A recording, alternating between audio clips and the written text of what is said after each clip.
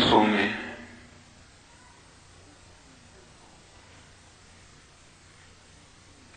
बहुत प्रेम की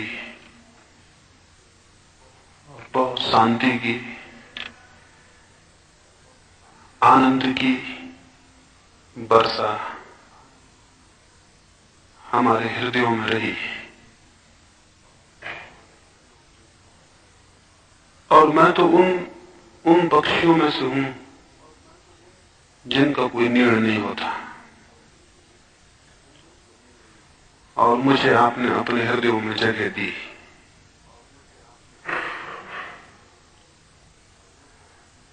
मेरे विचारों को, मेरे हृदय से निकले हुए उद्गारों को आपने चाहा, उन्हें मौन से सुना, उनको समझने की कोशिश की और उनके प्रति बहुत प्रेम प्रकट किया। उस सब के लिए मैं अनुग्रहित हूं। आपकी आंखों में, आपकी खुशी में और आपकी खुशी में आ गए आंसुओं में मुझे जो दिखाई पड़ा, उसके लिए भी अनुग्रहित हूं। मैं बहुत आनंदित हुआ, इस बात से आनंदित हुआ कि आपके भीतर आनंद के लिए प्यास जगाने में सफल हो जाऊं। इससे आनंदित हुआ कि आपको असंतुष्ट करने में सफल हो जाऊं। यही जीवन में दिखाई पड़ता है कि यही काम होगा कि जो चुपचाप हैं और संतुष्ट हैं उन्हें मैं असंतुष्ट कर दूं, और जो चुपचाप चल रहे हैं उन्हें जगा दूं और उनसे कहूं कि जो जीवन है वो जीवन नहीं है, और जिसे वो जीवन समझे हुए हैं वो धोखा है और मृत्यु है। जिस जीवन की परिसमाप्ति मृत्यु पर हो जाए उसे जीवन नहीं मानना है। जो जीवन और विराट जीवन में ले जाए वही सच्चा होता है। तो इन 3 दिनों में हमने सच्चे जीवन को जीने की उस तरफ आंखें उठाने की कोशिश की है। अगर संकल्प हमारा प्रगाढ़ होगा और हमारी आकांक्षा गहरी होगी तो यह असंभव नहीं है कि जिस प्यास से हम संतृप्त हुए हैं उसकी परितृप्ति तक हम न पहुंच जाएं। आज के दिन, इस आखिरी रात में, विदा की रात में, कुछ थोड़ी सी बातें और आपको कहूं। पहली बात तो ये कि यदि परमात्मा को पाने का ख्याल आपके भीतर एक लपट बन गया हो तो उस ख्याल को जल्दी कार्य में लगा देना। जो शुभ को करने में देर करता है वो चूक जाता है, और जो अशुभ को करने में जल्दी करता है वो भी चूक जाता है। शुभ को करने में जो देर करता है वो चूक जाता है, और अशुभ को करने में जो जल्दी करता है वो चूक जाता है। जीवन का सूत्र यही है कि अशुभ को करते समय रुक जाओ और देर करो, और शुभ को करते समय देर मत करना और रुक मत जाना। अगर कोई शुभ विचार ख्याल में आ जाए तो उसे तत्क्षण शुरू कर देना उपयोगी है, क्योंकि कल का कोई भरोसा नहीं है। आने वाले क्षण का कोई भरोसा नहीं है। हम होंगे या नहीं होंगे नहीं कहा जा सकता। इसके पहले की मृत्यु हमें पकड़ ले, हमें निर्णायक रूप से ये सिद्ध कर देना है कि हम इस योग्य नहीं थे कि मृत्यु ही हमारा भाग्य हो। इसके पूर्व की मृत्यु हमें पकड़ ले, हमें ये सिद्ध कर देना है कि हम इस योग्य नहीं थे कि मृत्यु ही हमारा भाग्य हो। मृत्यु से ऊपर का कुछ पाने की क्षमता हमने विकसित की थी, ये मृत्यु के आने तक तय कर लेना है। और वो मृत्यु कभी भी आ सकती है, वो किसी भी क्षण आ सकती है। मैं भी बोल रहा हूं इसी क्षण आ सकती है, तो मुझे उसके लिए सदा तैयार होने की जरूरत है। प्रति क्षण मुझे तैयार होने की जरूरत है। तो कल पर न टालना, अगर कोई बात ठीक प्रतीत हुई हो तो उसे आज से शुरू कर देना जरूरी है। कल रात में वहां कहता था, झील पर हम बैठे थे और कल रात मैंने वहां कहा कि एक तिब्बत में साधु हुआ, उससे कोई व्यक्ति मिलने गया था और सत्य के संबंध में पूछने गया था। वहां तिब्बत में रिवाज था कि साधु की 3 परिक्रमाएं करो और फिर उसके पैर छुओ और फिर जिज्ञासा करो। वो युवक गया, उसने न तो परिक्रमा की और न पैर छुए। उसने जाते से पूछा कि मेरी कोई जिज्ञासा है, उत्तर दे। उस साधु ने कहा, पहले जो औपचारिक नियम है उसे तो पूरा करो। वो युवक बोला कि 3 तो क्या, मैं 3000 चक्र लगाऊं, लेकिन अगर 3 ही चक्रों में मेरे प्राण निकल गए और सत्य को मैं न जान पाया तो जिम्मा किसका होगा, मेरा या आपका? इसलिए पहले मेरी जिज्ञासा पूरी कर दें, फिर मैं चक्कर पूरे कर दूंगा। उसने कहा कि क्या पता कि मैं 3 चक्कर लगाऊं और समाप्त हो जाऊं। तो सबसे बड़ा महत्वपूर्ण बोध मृत्यु का बोध है साधक को। उसे प्रतिक्षण ज्ञात होना चाहिए कि कोई भी क्षण मौत हो सकती है। आज सांझ में सोऊंगा, हो सकता है ये आखिरी सांझ हो और सुबह हम न उठे। तो मुझे आज रात सोते समय इस भांति सोना चाहिए कि मैंने अपने जीवन का सारा हिसाब निपटा लिया है और अब मैं निश्चिंत सो रहा हूं। अगर मौत आएगी तो उसका स्वागत है। तो कल पर किसी श्रेष्ठ बात को मत टाल देना और अश्रेष्ठ बात को जितना बन सके उतना टालना। हो सकता है मौत बीच में आ जाए और उस अश्रेष्ठ को करने से हम बच जाएं। अगर कोई बुराई करने का मन हो, उसे जितना बने उतना टाल देना। मौत को बहुत फासला नहीं है। अगर कोई आदमी कुछ बुराइयों को 10-20 साल टालने भर में सफल हो जाए तो जीवन परमात्मा हो सकता है। मौत का बहुत लंबा फासला नहीं है। थोड़े से वर्ष अगर बुराइयां टालने में कोई सफल हो जाए तो जीवन शुद्ध हो सकता है। और मौत का कोई फासला नहीं है। जो शुभ को ठहराए रखेगा देर तक, उसके जीवन में कुछ उपलब्ध ना होगा। इसलिए शुभ को करने में जितनी शीघ्रता हो उसका स्मरण दिलाना चाहता हूं। और अगर कोई बात शुभ मालूम ही हो तो उसे शुरू ही कर देना। ये मत सोचना कि कल करेंगे। जो आदमी सोचता है कल करेंगे, वो करना नहीं चाहता है। जो आदमी सोचता है कल करेंगे, वो करना नहीं चाहता है। कल करना टालने का एक उपाय है। अगर न करना हो तो उसका भी स्पष्ट बोध होना चाहिए कि मुझे नहीं करना है। वो अलग बात है, लेकिन कल पर टालना खतरनाक है। जो कल पर टालता है वो अक्सर हमेशा के लिए टाल देता है। जो कल पर छोड़ता है वो अक्सर हमेशा के लिए छोड़ देता है। यदि कोई बात जीवन में ठीक लगती हो तो जिस क्षण ठीक लगे वही क्षण उसे करने का क्षण भी है। उसे उसी क्षण प्रारंभ कर देना है। तो इस बात को स्मरण रखेंगे कि शुभ को करने में शीघ्रता और अशुभ को करने में रुक जाना। और ये भी स्मरण रखेंगे कि शुभ को साधने के, सत्य को साधने के जो सूत्र मैंने कहे, वे सूत्र कोई बौद्धिक सिद्धांत की बातें नहीं थे। यानी मुझे कोई रस नहीं है कि मैं कोई सिद्धांत आपको समझाऊं। कोई एकेडमिक रस मेरे मन में नहीं है। वे मैंने इसलिए कहे हैं कि अगर आप करने को राजी हो जाएं, अगर आप उन सूत्रों को करने को राजी हो जाएं तो वे सूत्र आपके लिए कुछ करेंगे।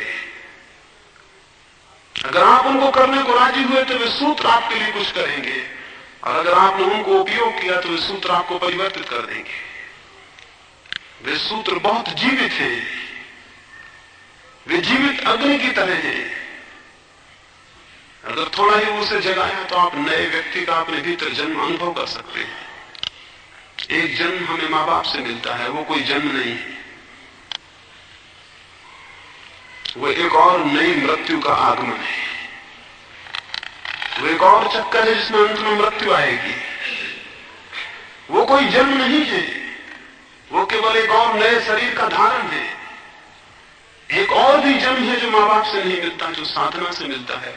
वही वास्तविक जन्म है। उसी को पाके व्यक्ति द्विज होता है, दोबारा जन्म पाता है। वो जन्म प्रत्येक को स्वयं देना होता है, अपने को देना होता है। तो तब तक शांति और चैन अनुभव न करें जब तक कि आप अपने भीतर दूसरे जन्म को उपलब्ध ना हो जाए। तब तक आपके भीतर कोई भी शक्ति व्यर्थ न पड़ी रहे, सारी शक्तियों को इकट्ठा कर लें और संलग्न हो जाएं।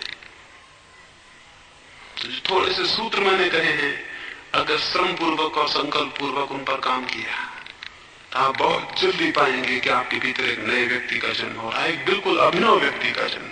और जिस मात्रा में आपके भीतर नए व्यक्ति का जन्म होगा, उसी मात्रा में ये दुनिया नई हो जाती है, दूसरी हो जाती है। बहुत आनंद है इस जगत में और बहुत आलोक है और बहुत सौंदर्य है। काश हमारे पास देखने की आंखें हों और ग्रहण करने वाला हृदय हो, तो वो ग्रहण करने वाला हृदय और देखने वाली आंख पैदा हो सकती है। उसके लिए ही 3 दिन बहुत सी बातें आपसे कहा हूं। एक अर्थ में वे बातें बहुत सी नहीं भी हैं, थोड़ी ही है। 2 ही बातें कहा हूं, जीवन शुद्ध हो और चित्त शून्य हो। 2 ही बातें कहा हूं, जीवन शुद्ध हो और चित्त शून्य हो। एक ही बात कहा हूं, यूं तो चित्त शून्य हो, जीवन की शुद्धि उसकी भूमिका मात्र है। चित्त शून्य हो तो उस शून्य से वो आंख मिलती है जो जगत में छिपे रहस्य को खोल देती है। और तब पत्तों में पत्ते नहीं दिखते, बल्कि पत्तों का जो प्राण है उसका दर्शन होने लगता है। और सागर की लहरों में लहरें नहीं दिखती, बल्कि लहरों को जो कपाता है उसके दर्शन होने लगते हैं।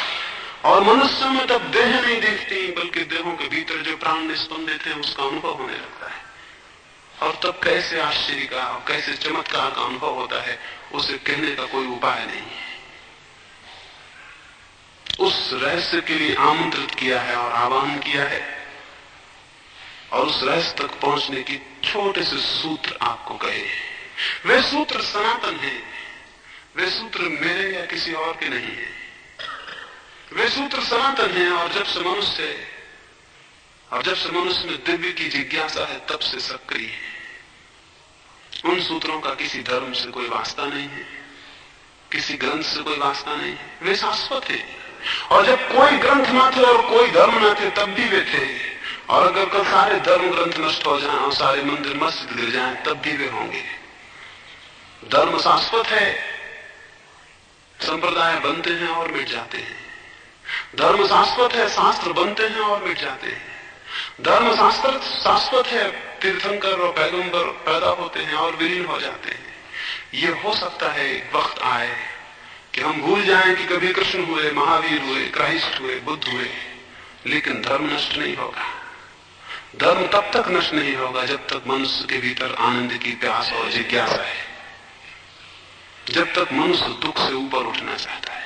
यदि आप दुखी हैं, यदि आपको बोध होता है कि दुख है, तो उस दुख को झेलते मत चले जाइए, उस दुख को सहते मत चले जाइए, उस दुख के विरोध में खड़े होइए, उस दुख को विसर्जित करने का उपाय करिए। साधारण मनुष्य दुख को पाकर जो काम करता है वो, और साधक जो काम करता है वो, दोनों में बहुत थोड़ा सा भेद है। जब साधारण व्यक्ति के सामने दुख खड़ा होता है तो वो दुख को भुलाने का उपाय करता है, और जब साधक के सामने दुख खड़ा होता है तो दुख को मिटाने का उपाय करता है। दुनिया में 2 ही तरह के लोग हैं, एक वे लोग जो दुख को भुलाने का उपाय कर रहे हैं, और एक वे लोग जो दुख को मिटाने का उपाय कर रहे हैं। परमात्मा करे आप पहली पंक्ति में ना रहें और दूसरी पंक्ति में आ जाएं। दुख को भुलाने का उपाय एक तरह की मूर्छा है। आप 24 घंटे दुख को भुलाने का उपाय कर रहे हैं।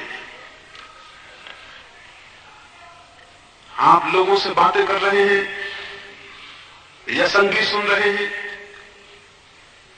या शराब पी रहे हैं, या ताश खेल रहे हैं, या जुए में लगे हुए हैं, या किसी और उपद्रव में लगे हुए हैं जहां कि अपने को भूल जाएं, ताकि आपको स्मरण ना आए कि भीतर बहुत दुख है। हम 24 घंटे अपने को भुलाने के उपाय में लगे हुए हैं। हम नहीं चाहते कि दुख दिखाई पड़े। अगर हमें दुख दिखाई पड़ेगा तो हम घबरा जाएंगे। तो हम दुख को भुलाने के और विलीन करने के उपाय में लगे हुए हैं। दुख भुलाने से मिटता नहीं है, दुख भुलाने से मिटता नहीं है, कोई घाव छिपा लेने से मिटता नहीं है, और अच्छे कपड़ों से ढांक लेने से कोई अंतर नहीं पड़ता है, वरन अच्छे कपड़ों से ढांक लेने से और घातक और विषाक्त हो जाता है। तो घावों को छिपाए ना, उन्हें उघाड़ लें और अपने दुख का साक्षात करें और उसे भुलाएं मत, उसे उघाड़ें और जानें और उसे मिटाने के उपाय में संलग्न हो। वे ही लोग जीवन के रहस्य को जान पाएंगे जो दुख को मिटाने में लगते हैं, दुख को भुलाने में नहीं।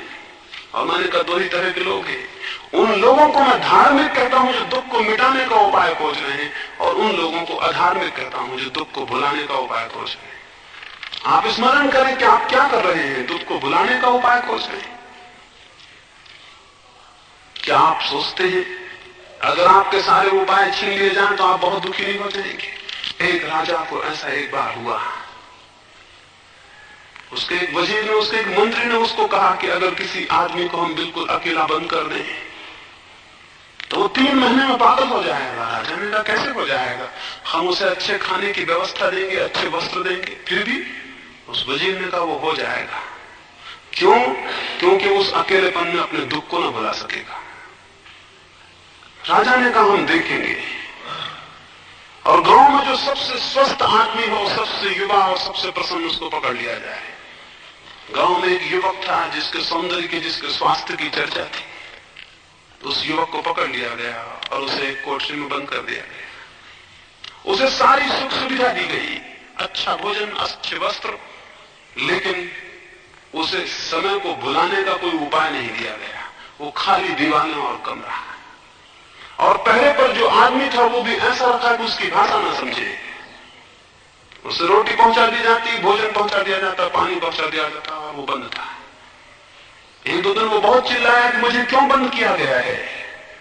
उसने बहुत हाथ पैर फटकारे, एक दो दिन उसने खाना भी नहीं खाया, लेकिन धीरे धीरे खाना भी खाने लगा और उसने चिल्लाना भी बंद कर दिया।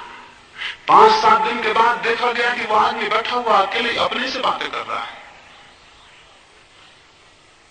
वजीर ने उस बादशाह को खिड़की से दिखलाया, देखते अब वो भुलाने का अंतिम उपाय कर रहा है, अपने से बातें कर रहा है। जब आप कोई नहीं होता आपके पास तो आप अपने से बातें करने लगते हैं, और जैसे जैसे लोग वृद्ध होने लगते हैं वो बहुत अपने से बातें करने लगते हैं। युवा होते तब तक उनके होंठ भी बंद होते हैं, जब वो वृद्ध होने लगते हैं तो उनके होंठ भी फड़कने लगते हैं। वो अपने से बातें करते, रास्तों पर चलते हुए लोग आपने देखे होंगे। वे क्या कर रहे हैं? अपने को भुलाने का उपाय कर रहे हैं। वो बहुत 3 माह तक युवक बंद था। 3 महीने के बाद जब उसे निकाला गया वो पागल हो चुका था। पागल का मतलब क्या है? पागल का मतलब है उसने अपने को भुलाने के लिए एक बिल्कुल काल्पनिक दुनिया खड़ी कर ली थी। मित्र थे, दुश्मन थे, उनसे लड़ता था, बातें करता था। पागल का मतलब क्या है? असली दुनिया उपलब्ध ना थी, वहां किससे लड़े, किससे बोले, किसके साथ बातें करे। तो उसने एक काल्पनिक दुनिया खड़ी कर ली थी। अब उसे इस दुनिया से कोई मतलब ना था। अब उसकी अपनी एक दुनिया थी, उसमें वो अपने को भूल गया।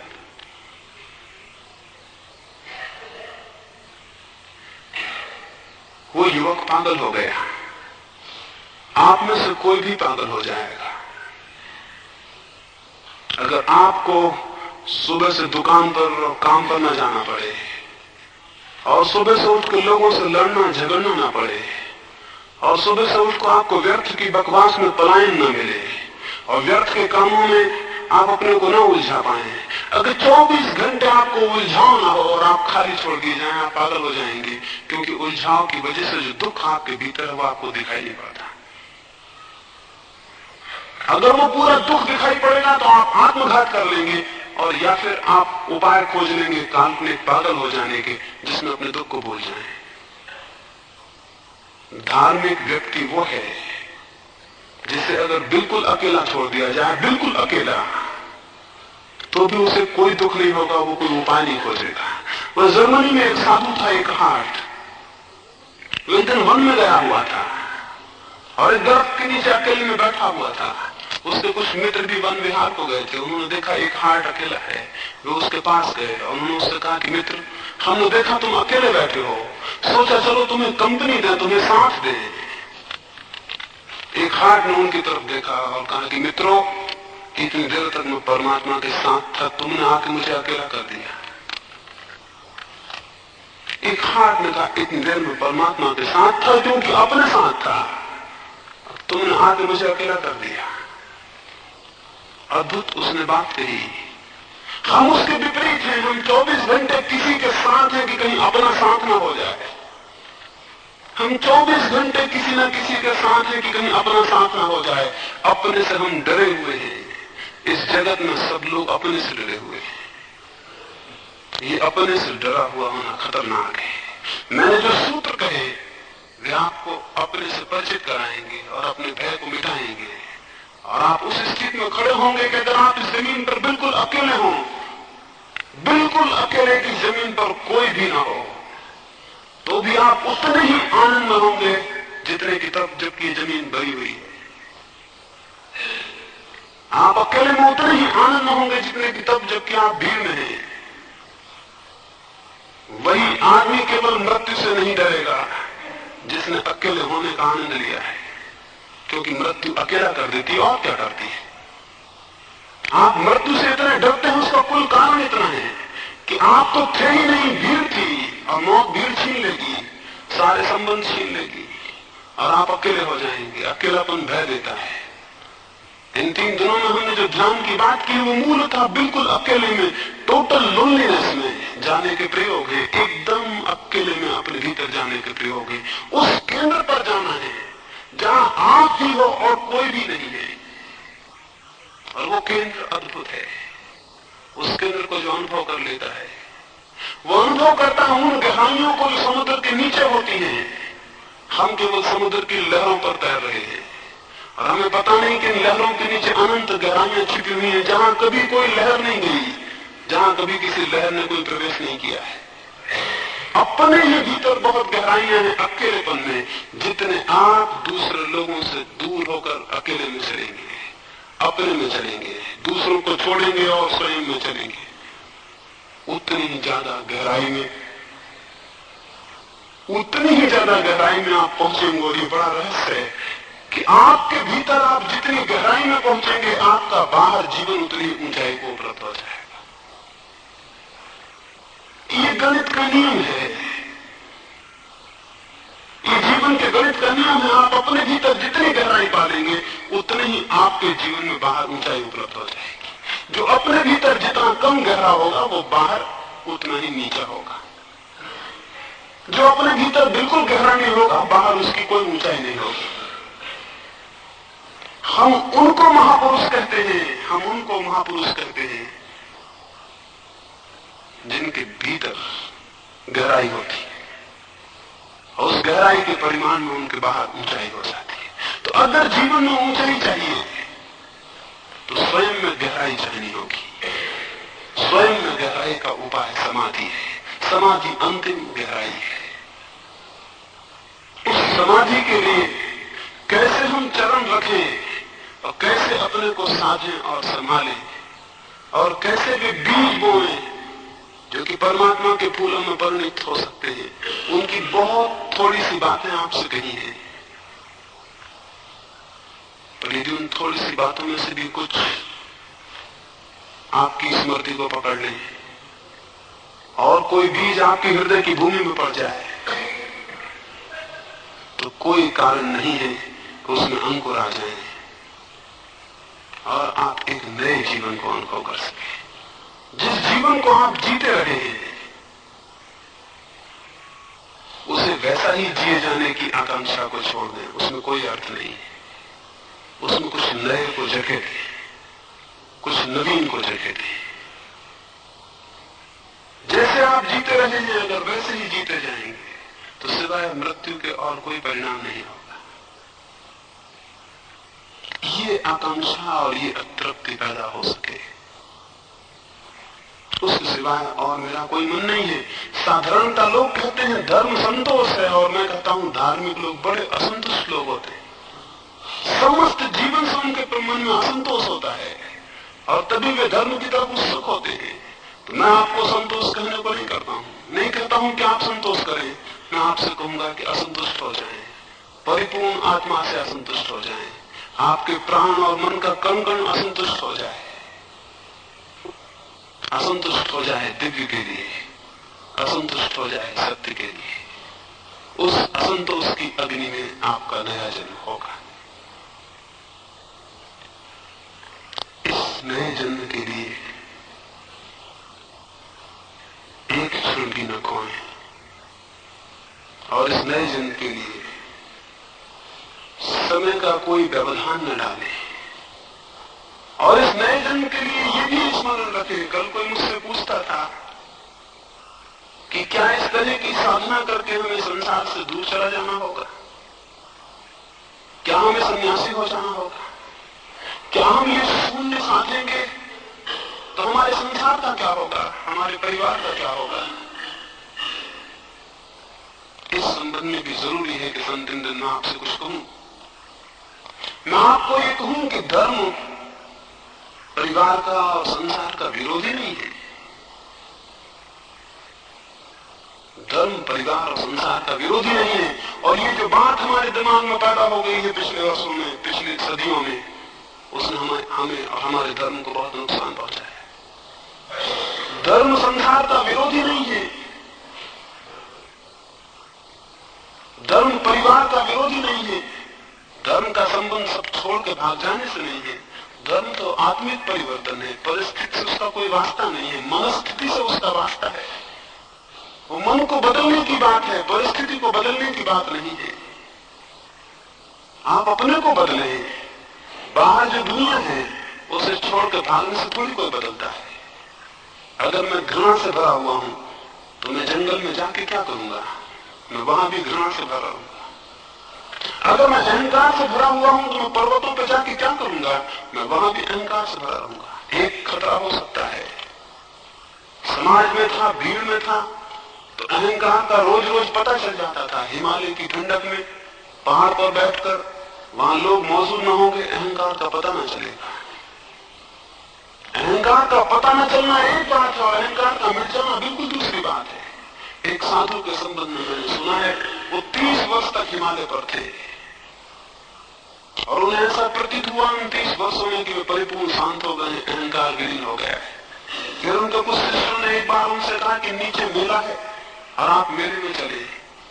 वे नीचे मेले में आए और जब वे भीड़ में मेले की प्रविष्ट हुए और किसी अनजान आदमी का पैर उनके पैर पे पड़ गया तो उन्हें तत्क्षण पता चला कि उनका अहंकार और क्रोध वापस जा गया है। वो तो हैरान हुए, 30 साल हिमालय जिसे न दिखा सका, एक आदमी के पैर पे पैर रखने से उसके दर्शन हो गए। तो भागने से कोई भेद नहीं पड़ता है, भागना नहीं है, बदलना है। तो भागने को सूत्र न समझें जीवन का, बदलने को सूत्र समझें। धर्म जब से भागने पर निर्भर हो गया है तभी से धर्म निष्प्राण हो गया है। जब धर्म वापस बदलने पर निर्भर होगा तब उसमें फिर पुनः प्राण आएंगे। इसको स्मरण रखें, आपको अपने को बदलना है, अपने जगह को नहीं बदलना है। जगह को बदलने का कोई मतलब नहीं, जगह को बदलने में धोखा है। क्योंकि जगह को बदलने से यह हो सकता है कि आपको कुछ बातें पता न चले। नए वातावरण में, शांत वातावरण में आपको धोखा हो कि आप शांत हो गए। जो शांति प्रतिकूल परिस्थितियों में न टिके वो कोई शांति नहीं है। इसलिए जो समझदार हैं वे प्रतिकूल परिस्थितियों में ही शांति को साधते हैं, क्योंकि जो प्रतिकूल में साध लेते हैं अनुकूल में तो उसे हमेशा उपलब्ध कर ही लेते हैं।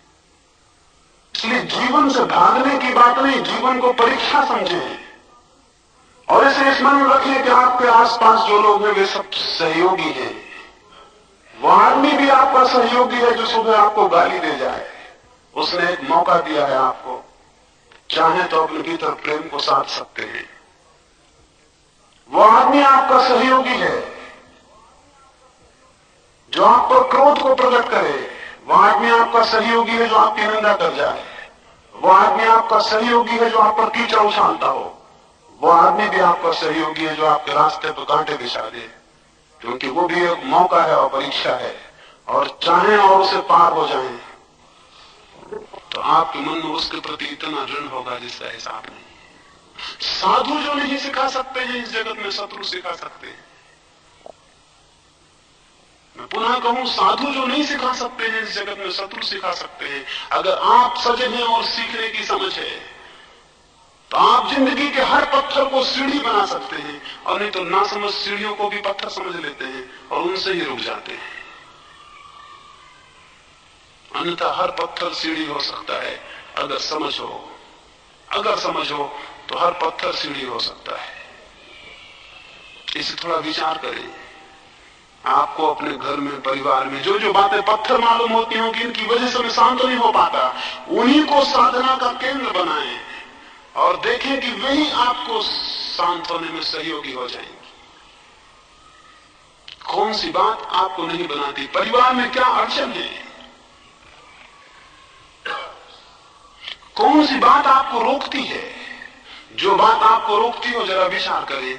क्या कोई रास्ता उसे सीढ़ी बनाने का हो सकता है? बराबर रास्ते हो सकते हैं। और अगर विचार करेंगे और विवेक करेंगे तो रास्ता दिखाई पड़ेगा। कौन सा कारण है जो आपको कहता है कि परिवार छोड़ें तब आप शांत होंगे और सत्य को उपलब्ध होंगे? कोई भी वास्तविक कारण नहीं है। अपने जीवन को, अपने चित्त को ठीक से समझें और अपने आसपास की पूरी परिस्थितियों का उपयोग करें। हम क्या करते हैं? परिस्थितियों का उपयोग नहीं करते, बल्कि परिस्थितियां ही हमारा उपयोग कर लेती हैं। हम पूरे जीवन इसलिए घाटे में रह जाते हैं कि हम परिस्थितियों का उपयोग नहीं करते, परिस्थितियां हमारा उपयोग कर लेती हैं। और हम घाटे में इसलिए रह जाते हैं कि हम केवल प्रतिकर्म करते रहते हैं, रिएक्शंस करते रहते हैं, हम कोई कर्म कभी नहीं करते। आपने मुझे गाली दी तो मैं तत्क्षण उससे बजनी गाली आपको दे के बैठा रहूंगा। आपने मुझे एक गाली दी, मैं उससे बजनी गाली या 2 गालियां आपको दूंगा, और मैं ये ना सोचूंगा कि ये मैंने केवल एक प्रतिकर्म किया, एक रिएक्शन किया, एक गाली दी गई थी मैंने 2 लौटा दी है। ये कोई कर्म नहीं है। आप अगर अपने 24 घंटे के जीवन को देखें तो आप पाएंगे उसमें सब प्रतिकर्म हो रहे हैं। कोई कुछ कर रहा है, आप उसके उत्तर में कुछ कर रहे हैं। मैं आपसे पूछूं, आप ऐसा भी कुछ कर रहे हैं क्या जो किसी का उत्तर नहीं है? कोई काम आप ऐसा भी कर रहे हैं क्या जो किसी का उत्तर नहीं है? जो किसी का उत्तर ना हो, जो किसी के कारण रिएक्शन न पैदा ना हुआ हो, जो प्रतिक्रिया ना हो, वो कर्म है। और वो कर्म ही साधना है। इसको जरा विचार करेंगे तो आप देखेंगे कि आप 24 घंटे प्रतिकर्म कर रहे हैं। दूसरे कुछ कर रहे हैं, उनके उत्तर में आप कुछ कर रहे हैं। आपने कुछ किया है अभी तक जो सिर्फ आपने किया हो, जो आपसे पैदा हुआ और आपसे आया हो, उसे थोड़ा देखें और उसे साधें तो ठीक परिवार में और घर के बीच और संसार के बीच संन्यास फलित होता है। संन्यास संसार का विरोध नहीं, संसार की शुद्धि है। अगर संसार में आप शुद्ध होते चले जाएं, एक दिन आप पाएंगे कि आप सन्यासी हो गए हैं। सन्यासी होना कोई वेश परिवर्तन नहीं है कि हमने कपड़े बदल लिए और हम सन्यासी हो गए, कि हमने इस ढंग को बदल के उस ढंग के हो गए तो सन्यासी हो गए। सन्यास तो पूरे अंतस का परिवर्तन है, एक विकास है। सन्यास एक ग्रोथ है, बड़ी आहिस्ता, बहुत आहिस्ता एक विकास है। अगर कोई व्यक्ति ठीक से अपने जीवन का उपयोग करे, जैसे भी परिस्थितियां उनका उपयोग करे, तो क्रमिक रूप से धीरे धीरे पाएगा उसके भीतर सन्यासी का जन्म हो रहा। वृत्तियों पर विचार करने का, वृत्तियों को शुद्ध और शून्य करने की बात है। देखें अपने भीतर आपकी कौन सी वृत्तियां हैं जो आपको संसारी बनाए हुए हैं। स्मरण रखें, कोई दूसरे लोग आपको संसारी नहीं बनाए हुए हैं। मैं जिस घर में हूं उस घर में मेरे पिता मुझे संसारी नहीं बनाए हुए। मेरे पिता मुझे कैसे बनाएंगे? मेरा पिता के प्रति जो मोह होगा वो बना सकता है। आप जिस घर में हैं, आपकी पत्नी आपको संसारी कैसे बनाएगी? पत्नी के प्रति आपके जो भाव होंगे वे आपको संसारी बनाए हुए हैं। पत्नी को छोड़ के भागने से क्या होगा? वे भाव तो आपके साथ चले जाएंगे। कोई भावों को छोड़ के नहीं भाग सकता कहीं। अगर भावों को छोड़ के हम भाग सकते, दुनिया बड़ी बड़ी आसान हो जाती। आप भागते हैं जैसे छाया आपके पीछे जाती है, वैसे आपका सारे भाव आपके साथ चले जाते हैं। वे दूसरी जगह नया आरोपण कर लेंगे और आप दूसरी जगह नई गृहस्थी बना लेंगे। बड़े से बड़े सन्यासी बड़ी बड़ी गृहस्थियां बना लेते हैं, उनकी गृहस्थियां बन जाती हैं और उनके मोह पैदा हो जाते हैं और उनकी आसक्तियां बन जाती हैं और उनके सुख दुख हो जाते हैं, क्योंकि वे उन भावों को साथ ले आए थे। वे नए जगह खड़े हो जाएंगे, इससे कोई भेद नहीं पड़ता। आदमी बदल जाएंगे, चीजें वही रहेंगी। तो मैं आपको ये नहीं कहता कि आप चीजों को छोड़ कर भाग जाएं, मैं आपको कहता हूं आप भावों को छोड़ दें। चीजें जहां हैं वे वही होंगी, भाव बीच से गिर जाएंगे और आप मुक्त हो जाएंगे। जापान में एक राजा हुआ, उस राजा के गांव के बाहर ही एक सन्यासी बहुत दिन तक रहता था। वो एक झाड़ के नीचे पड़ा रहता। अद्भुत सन्यासी था, बड़ी उसकी गौरव गरिमा थी, बड़ी उसकी ज्योति थी, बड़ा उसका प्रकाश था, बड़े उसके जीवन में सुगंध थी। वो राजा भी उस आकर्षण से खिंचा हुआ धीरे धीरे उसके पास पहुंचा। उसने उसे अनेक दिन वहां पड़े देखा, अनेक बार उसके चरणों में जाके बैठा। उसका प्रभाव उस पर घना होता गया और एक दिन उसने उससे कहा, क्या अच्छा ना हो कि इस झाड़ को छोड़ दें और मेरे साथ महल में चले। तो सन्यासी ने कहा, जैसा मन चाहे वहीं चल सकते हैं। राजा थोड़ा हैरान हुआ, इतने दिन के आदर को थोड़ा धक्का लगा। उसने सोचा था सन्यासी कहेगा महल, हम सन्यासी, हम महल में क्या करेंगे। सन्यासी की बंदी भाषा यही है। अगर सन्यास सीखा हुआ हो तो यही उत्तर आएगा, क्या हम सन्यासी, हमको महल से क्या मतलब, हम लात मार चुके। लेकिन उस सन्यासी ने कहा, जैसा मन वहीं चल सकते। राजा को धक्का लगा, सोचा सन्यासी कैसे हैं, लेकिन खुद आमंत्रण दिया था इसलिए वापस भी ना ले सके, सन्यासी को ले जाना पड़ा। सन्यासी गया, राजा ने उसके लिए सारी व्यवस्था की अपने ही जैसी। सन्यासी मौत से उसमें रहने भी लगा। उसे बड़े तख्त बिछाए गए, उन पर वो सोया, बड़े कालीन बिछाए गए, उन पर वो चला, बड़े सुस्वादु भोजन दिए गए, उनको उसने किया। राजा का तो संदेह ना था, निश्चित हो गया। राजा को लगा ये कैसा सन्यासी है, एक बार भी इसने ना कहा कि इन गद्दों पर हम ना सो सकेंगे, हम तो फट्टों पर ही सोते हैं। एक बार भी इसने ना कहा कि इतनी ऊंची चीजें हम ना खा सकेंगे, हम तो रूखा सूखा खाते हैं। राजा को बड़ा मुश्किल पड़ने लगा उसका रहना। 2-4-10 दिन ही बीते कि उसने उससे कहा कि क्षमा करें, मन में मेरे एक संदेह होता है। उस सन्यासी ने कहा, अब क्या होता है, वो उसी दिन हो गया था। उस सन्यासी ने कहा, अब क्या होता है, वो उसी दिन हो गया था। फिर भी कहें क्या संदेह है। राजा ने कहा, संदेह ये होता है कि आप कैसे सन्यासी हैं और मुझ संसारी में और आप सन्यासी में फर्क क्या है। उस सन्यासी ने कहा, अगर फर्क देखना है तो मेरे साथ गांव के बाहर चलो। राजा ने कहा, मैं तो जान नहीं चाहता हूं, संदेह से मन बड़ा व्यथित है, मेरी नींद तक खराब हो गई है। आप झाड़ के नीचे थे तो अच्छा था, मेरे मन में आदर था, और आप यहां महल में तो मेरा तो आदर चला गया। वो सन्यासी राजा को लेकर गांव के बाहर गया। जब नदी पार हुई, जो कि सीमा थी गांव की, वे उस तरफ हुए, तो उस राजा ने कहा, बोले। उस सन्यासी ने कहा, और थोड़ा आगे चले। धूप बढ़ने लगी, दोपहर हो गई, सूरज ऊपर आ गया। उस राजा ने कहा, अब तो बता दें, अब तो बहुत आगे निकल आए। सन्यासी ने कहा, यही बताना है कि अब हम पीछे लौटने को नहीं, आगे ही जाते हैं, तुम साथ चलते हो। उस राजा ने कहा, मैं कैसे जा सकता हूं, पीछे मेरा परिवार है, मेरी पत्नी है, मेरा राज्य है। सन्यासी ने कहा, अगर फर्क दिखे तो देख लेना, हम आगे जाते हैं और पीछे हमारा कुछ भी नहीं है। और जब हम उस तुम्हारे महल में थे तब भी हम तुम्हारे महल में थे, लेकिन तुम्हारा महल हमारे भीतर नहीं था। हम तुम्हारे महल के भीतर थे, लेकिन तुम्हारा महल हमारे भीतर नहीं था। इसलिए हम अब जाते हैं। उस राजा ने पैर पकड़ लिए, उसका भ्रम टूटा, उसका संदेह मिटा। उसने कहा क्षमा करें, मुझे बहुत पश्चाताप होगा, जीवन भर लौट चले। सन्यासी ने कहा अब भी लौट चलूं, लेकिन संदेह फिर आ जाएगा। उस सन्यासी ने कहा हमको क्या, इधर ना गए, इधर लौट चले, फिर लौट चलूं, लेकिन तुम्हारा संदेह फिर लौट आया। तुम पर कृपा करके अब मैं सीधा ही जाता हूं। उसने जो वचन कहा स्मरणीय है, उसने कहा तुम पर कृपा करके अब मैं सीधा ही जाता हूं, मेरी करुणा कहती है तो मुझे सीधा जाने दें। और मैं आपको स्मरण दिलाता हूं कि महावीर के नग्न होने में उनके नग्न होने का आग्रह कम है, आप पर करुणा ज्यादा है।